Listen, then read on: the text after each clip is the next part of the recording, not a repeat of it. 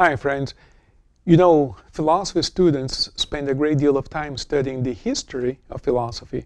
And we typically start at the beginning, of course, and philosophy, as we know it, was born in ancient Greece, in Athens. And there are about three phases to that early part of the history of philosophy. And the first set of philosophers were called the pre-Socratics. And then, of course, the name pre-Socratics is because those were the philosophers that came around before Socrates, who was born in 470 AD. He died in 399 AD. So then you have the figure of Socrates, and then you have Plato, his disciple, following him, and you have the Platonists and then the Neoplatonists, and history continues, right?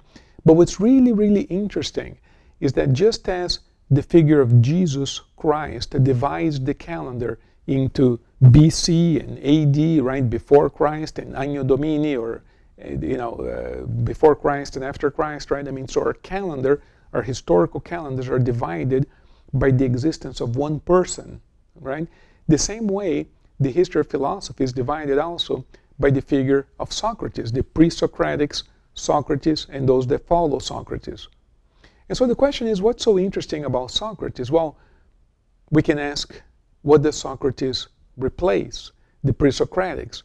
What were the pre-Socratics so interested in? The pre-Socratic philosophers were interested with the macrocosmos, with the universe, and their primary question was, is there one substance from which the entire universe arises? And if so, what is that primary substance, what they call the arche? What is it? What substance is it that is used to form the whole universe? And so, of course, some philosophers thought that primary substance was water, air, right? I mean, they kept thinking of different types of ideas as being the primary thing from which everything else is built. Well, ancient philosophers, way before Greece, talked about this primary substance. And it is known as the breath of God, if you will. It's almost as if God breathed the life, breathed the universe out of itself. And out of that breath came the universe. Of course, this is highly metaphorical. But the point I'm making is that there is an energy out of which everything else is built.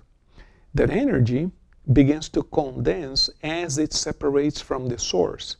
And as it separates from the source, it becomes more and more dense, changing its level of vibration.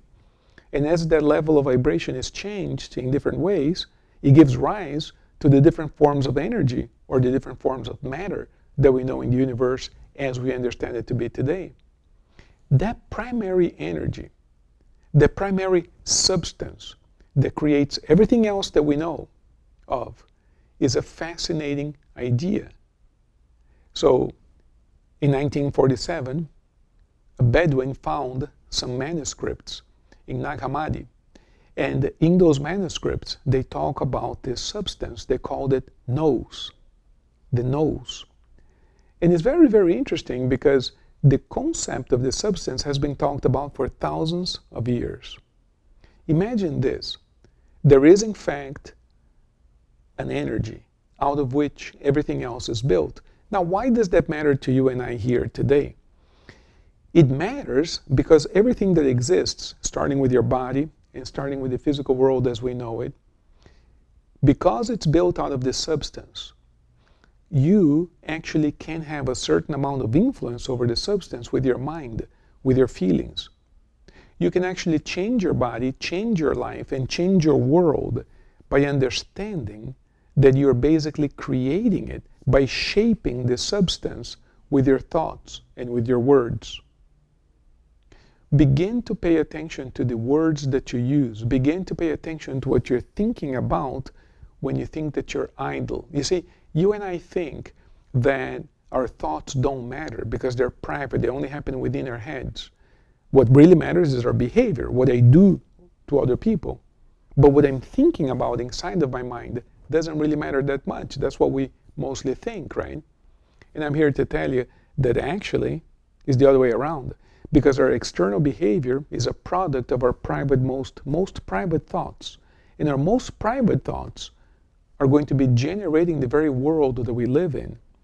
So if you want to live an extraordinary life, begin to pay attention to your private thoughts and ask yourself if you would want those thoughts to materialize.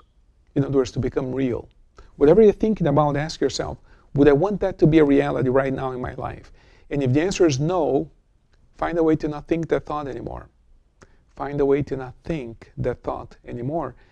And substitute it with a thought that you can honestly say, yes, this I would wish to be manifested in my life. This thought I would wish to become reality.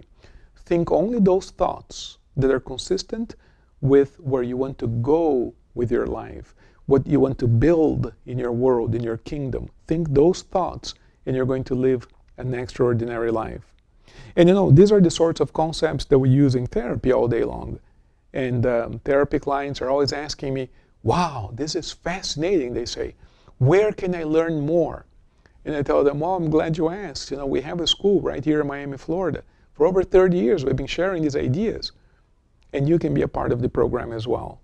We have a 12-week program where we meet once a week for a couple of hours and we discuss some very specific philosophical principles that altogether will transform your life for the better.